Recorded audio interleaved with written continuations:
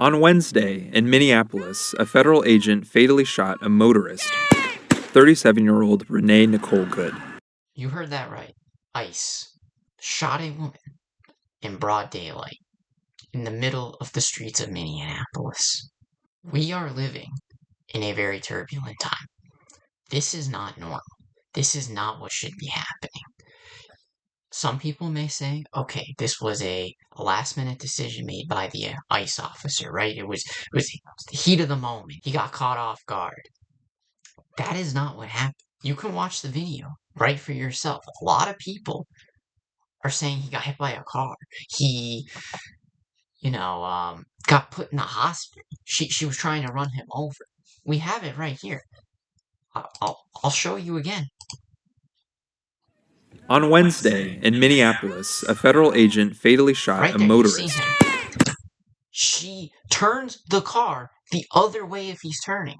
If she wanted to run him over, she would have went straight. She would have accelerated. That is not what happened. You could see the tire right there turned in the opposite direction, and yet he still shot her and killed her. He killed Renee Nicole Good, a 37-year-old woman who had no criminal record. She was an American citizen, and yet they executed her. You might think, okay, this is bad. This is pretty bad. The administration would, of course, call this out. Well, let's look at the vice president's response to this. Somebody sent me a photo of a CNN headline about what happened in Minneapolis. And this is the headline. I'm just going to read it. Outrage after ICE officer kills U.S. citizen in Minneapolis. Well, that's one way to put it, and that is the way that many people in the corporate media have put this attack over the last 24 hours. All right, let me stop it right there. No, Mr. Vance. I hate the corporate media as much as anyone else. CNN, Fox News, MSNBC, these people lie to protect people like you, to protect the elites running this country. But they got that right. That is exactly what happened. They couldn't even spin it. She was murdered. She was shot. What we're seeing right now is fascism. This is fascism. We have paramilitary troops, these thugs, checking your papers, deporting people who are American citizens in some cases. They're rounding people up. Everyone knows about Alligator Alcatraz and what they're doing there. I mean, I can't believe what's going on. And then the vice president right here is justifying it. He's flat out called that article, that title, a lie, when that is exactly what happened. We all saw it. I just showed you the video. All right, let's watch a little bit more because it doesn't get better. I say attack very, very intentionally because this was an attack on federal law enforcement. This was an attack on law and order. This was an attack on the American people. Again, no, it wasn't. We watched the video. She didn't do anything to law enforcement. She was driving her car trying to get away from them. And many people, many of the bystanders, have actually claimed that they were giving her different orders and commands. What was she supposed to do? There were some orders that they told her to leave. There was some that they told her to get out of her car. So she just tried to book it. And everyone's taking the side of the ICE officer, saying he panicked. Well, I guess he's allowed to, but the civilian's not allowed to. Which isn't even what happened. Again, she handled it pretty well. And what did she get? A bullet to the head. The way that the media, by and large, has reported this story has been an absolute disgrace, and it puts our law enforcement officers at risk every single day. What that headline leaves out is the fact that that very ICE officer nearly had his life ended, dragged by a car 6 months ago, 33 stitches in his leg. So you think maybe he's a little bit sensitive about... Okay. He's trying to claim that the ICE officer panicked, he has trauma from a past incident. But if that's the case, he shouldn't be an ICE officer. In fact, ICE shouldn't even exist in the first place. We went so long in our country without it, it needs to be abolished. And abolishing ICE is the moderate position. In fact, a majority of Americans actually support abolishing ICE. It's the moderate position. But yet, we're not doing that. In fact, we're defending it. And I just find it funny from people like J.D. Vance saying he's a little sensitive when yet, some blue-haired college kid, cries and protests on a campus. They call him like a loser, but I guess the ICE officer is allowed to be a little sensitive and run around with a gun. So you might think, okay, it can't get any worse than this, right? Oh, you are wrong. This press conference is so bad. But just wait to hear what he says next. We're actually going to jump to another video and later in this press conference, and wait till you get to hear what he says in this, because it gets far worse. Far worse. This press conference was a complete and utter disaster. I actually can't believe that this administration went out here and was this bold with it. Not even Trump's first term in 2016 would they be this bold about it. Remember, they backed off the whole kids in cages thing when that got too hot. But now they're doubling down. They're sending more troops to ICE. So let's play this next clip a little later in the conference. Enforcement official engaging in federal law enforcement action, that's a federal issue. That guy is protected by absolute immunity. He was doing his job. Did you catch that? He just said the ICE officer has absolute immunity. There is no such thing as absolute immunity for anyone. This is a country of law and order, as he says. You don't have absolute immunity. Even if you have a badge, you can't just go around and shoot people. That is not a thing in the United States. There is a thing such as implied immunity, which often gets police officers out of bad situations that, maybe they ended up shooting someone. We know this has happened a lot, right? This isn't a new thing. Police officers, definitely shoot first, ask questions later a lot of the time.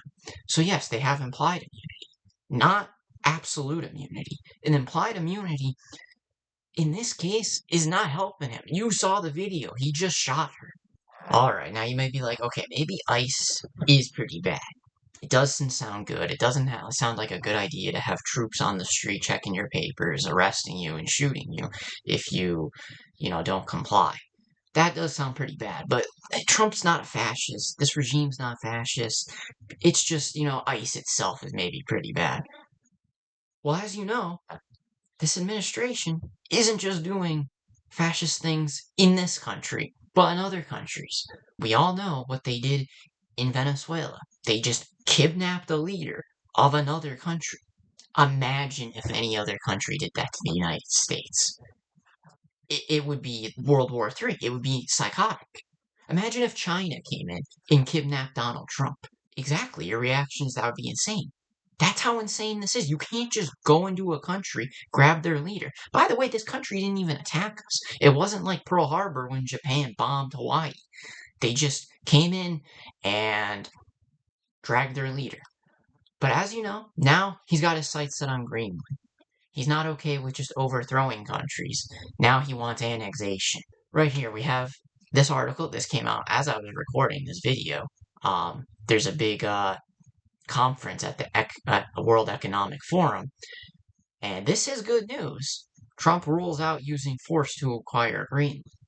So he's essentially saying he won't use military force to conquer Greenland. To be completely honest, I don't believe him when he says that, because just recently, the press secretary said that we're not ruling anything out. And if you all know about that letter that Trump sent to the leader of Norway, which I'll read it out for you right now. Now, brace yourself for this letter, because it's absolutely insane. Okay? You might not even believe it's real, but I have the article up. This is from the BBC, okay? This is what Trump wrote. As you can see right here, in his reply, Trump wrote, "Considering your country decided not to give me the Nobel Peace Prize for having stopped 8 wars plus," by the way, he didn't stop any wars. I don't know even know what he's talking about. "Nevertheless, let me continue. I no longer feel an obligation to think purely of peace, although it will always be prominent, but can now think about what is good and proper for the US." That is insane. He is essentially saying, I can use force to attack Greenland and invade it and annex it because you didn't give me a Nobel Peace Prize? What is that? What kind of logic is that?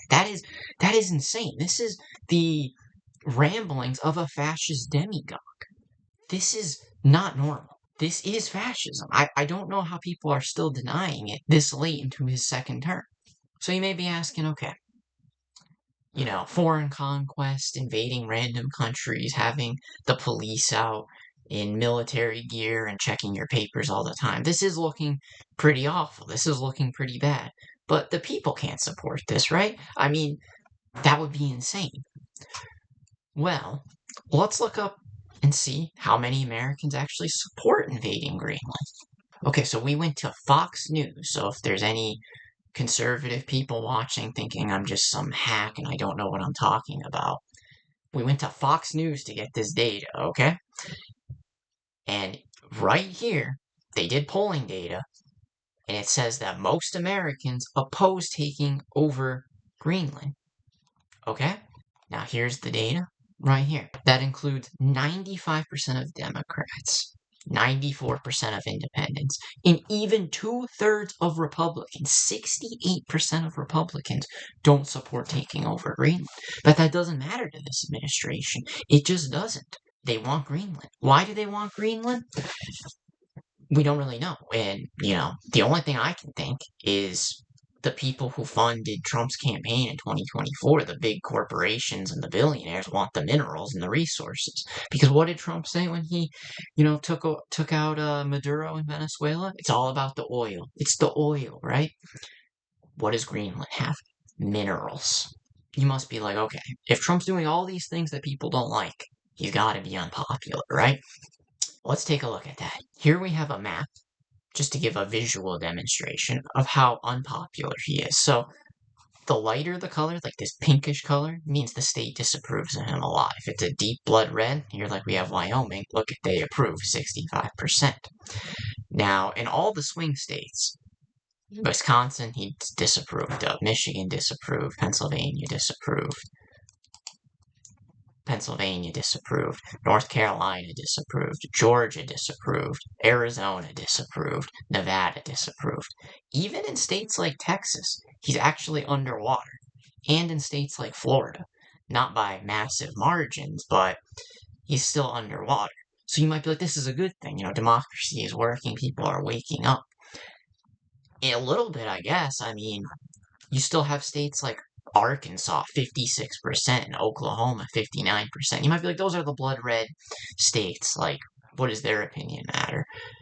Well, with how serious of a state this country is in right now, it should matter. A lot of your neighbors support this. Let's forget the visual demonstration. Let's go over to the New York Times and look at his polling data overall on a nationwide scale. 41% of this country approves invading foreign countries, having ICE do whatever they want, just have their way with the American public. They approve of Trump and his cronies running this country, enriching themselves. They approved of the big beautiful bill. What did that do? It was basically a giant giveaway to corporations. I mean, almost nobody supported that bill. It was like 10% underwater with the American public, still passed it anyways. So why are people so still on board with it? And I don't know. I genuinely don't have the answers, but I would say around 40% of this country is ride or die for this administration. They've truly drank the Kool-Aid. They are in the fascist movement. And you might be like, how'd they fall to it? Well, I don't know. Ask the people in Germany how they fell for it. Ask the people in Italy. It happens. People get caught up in the waves. I don't know if this will be the case forever, but the only way to officially really move this country forward is to defeat these people. We're going to have to do well in 2026. We're going to have to do well in 2028. We're going to have the right candidate. You might be like, okay, at least the Democrats are doing something. They're not doing anything right now. In our next video, we're going to go over about how pathetic they have been in resisting this administration. So it's looking pretty rough. I don't want to sugarcoat things to you guys, but we have a administration that is tearing this country apart. Another thing I forgot to mention earlier, what they're doing is their RFK and everything with the being like the health secretary. We have a measles outbreak. I don't know if you know about that. Yeah, let's see that. Due to the chaos in this administration right now. Look at this. U.S. measles cases hit highest level since declared eliminated in 2000. As of July 7th, this is from last year, 2025, several months ago, 1,281 cases have been reported. That is more than the 1,274 cases reported in all of 2019. It's only continuing to rise, and it's only going to continue to rise because right now there is an administration that is hell-bent on telling you that vaccines are poisoning your children. That is not true, but they don't care. They genuinely don't care because they don't believe in science. So let's go back to that data earlier about its approval rating, right? Remember, 41% approve of this. 41% of this country approves of invading random countries for their resources. 41% of this country approves of ICE having their way with everyone and doing whatever they want if they don't have their papers on them. 41% of this country approves of the administration lying about vaccines so that more people get sick. 41%. Remember, let's even go back to his first term. Hundreds of thousands of people died under Trump with his handling of the COVID-19 pandemic. And yet 41% don't care. 41% of this country doesn't care that he tried to coup the government on January 6th. So no, things are not looking good. That doesn't mean all hope is lost, but it's time to be concerned. It's time to admit, yes, once and for all, that MAGA is fascist. They are. There's no doubt about it. They genuinely are a fascist movement. And we need someone to stand up to them. We have to. It's the only way forward. If we cave and just give up right now, it's over. We lose. The Democrats need to do better. That's what we're going to be talking about in our next video. Because there are some in that party, very few, but there are some who are willing to meet the moment.